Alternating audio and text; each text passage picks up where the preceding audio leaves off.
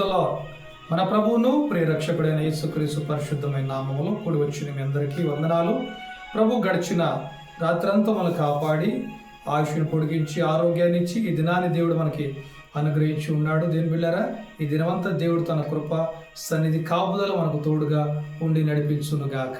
దేని బిళ్ళారా, ఈ యొక్క దినం కూర్చున్నటువంటి దేవుని యొక్క మాటలు మనము చదువుకుందాం. అపోస్తుల కార్యాలు 15వ అధ్యాయము 17వ వచనం. అపోస్తుల కార్యములు 15వ అధ్యాయము 17వ వచనం. పడిపోయిన దావీదు గుడారమును తిరిగి కట్టెదను, దాని పాడైపోయిన వాటిని తిరిగి కట్టి దానిని నిలువ బెట్టెదను.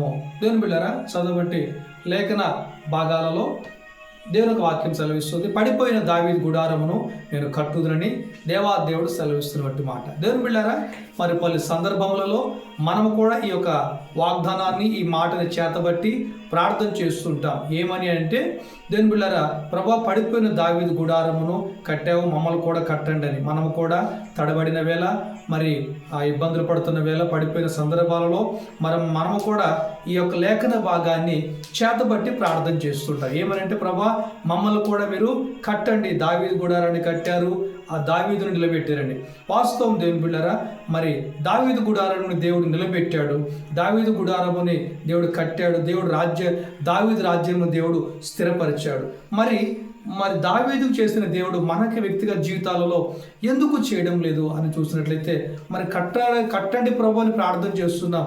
మరి కట్టబడుతున్నారా మీరు అని అడిగితే, అవుదని చెప్పలేక, కాదని చెప్పలేక, దేవుని బిళ్ళారా, మనిషి ఆశ నిరాశకి నిస్పృహకుల మధ్యలో ఉన్నాడు. మరి దావీదును కట్టిన దేవుడు మనకు కూడా కట్టలేడా? దావీదు నిలబెట్టిన దేవుడు మనకు కూడా నిలబెట్టలేడు? తప్పనిసరిగా నిలబెడతాడు, కడతాడు. మరి దావీదుని ఎప్పుడు కట్టాడంటే, దావీదు కూడా తడబడ్డాడు. దేవుని బిళ్ళారా, మరి పడిపోయిన సందర్భములలో దేవుని యొక్క వాక్కు తనకు ప్రత్యక్షమైనప్పుడు, దేవుని యొక్క మాట తనకి ప్రత్యక్షమైనప్పుడు, సమూయేలు ప్రవక్త తన దగ్గరకు వచ్చి మాట్లాడినప్పుడు, దేవుని ఆత్మ తను ప్రేరేపించినప్పుడు, ఎక్కడైతే తడబడ్డాడో, ఎక్కడైతే పొరపాటు చేశాడో అది సరి చేసుకున్నాడు దావీదు మహారాజు. మనం చూస్తాం కీర్తన గ్రంథంలో 51వ కీర్తనలో మనం చూస్తాం. దేవుని బిడ్డలారా, ప్రభువా నన్ను క్షమించండి, హిస్సోపుతులను కడగండి అనేసి దావీదు తను చేసినటువంటి ఆ పరిస్థితులు, ఆ పొరపాట్లన్నీ ఒప్పుకున్నాడు, విడిచిపెట్టాడు. ఇదిగో దేవుని ఆత్మ నడిపింపు ప్రకారముగా, దేవుని యొక్క వాక్కు నడిపింపు ప్రకారముగా, దైవజనులకు నడిపి ప్రకారంగా తను వెళ్ళాడు. కనుక దేవుడు దావీదు గుడారమును మరలా కట్టాడు. మరి మన జీవితాన్ని కూడా దేవుడు కడతాడు. ఎప్పుడు తెలుసా?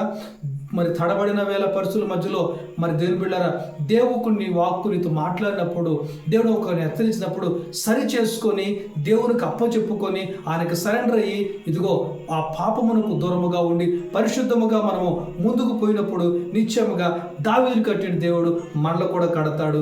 మనల్ని, మన సంఘం దేవుడు కట్టి దీవించును గాక. ప్రార్థన చేసుకుందాం. ప్రేమాస్వరూపి, మీకు స్తోత్రాలు నాయనా.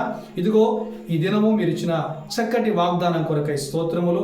పడిపోయిన దావీదు గుడారమును మీరు కడతారని చెప్పిన గొప్ప దేవా, ఇదిగో తండ్రి, మీరు చెప్పిన రీతిగా దావీదు గుడారము మీరు కట్టారు. ఇదిగో ఈ మాటలు వింటున్నటువంటి మా వ్యక్తిగత జీవితాలలో నాయన, ఎక్కడైతే పడిపోయి ఉన్నారో, ఎక్కడైతే తడబడి ఉన్నారో, ఎక్కడైతే చెల్లాచెదురై ఉన్న పరిస్థితులు ప్రభా, వాటన్నిటిలో నుంచి యేసు నామములో మీరు కట్టుదురుగాక ప్రభా, నిలబెట్టుదురుగాక ప్రభా.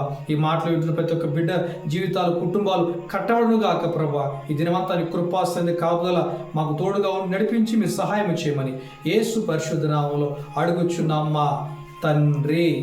ఆమేన్. దేవుడు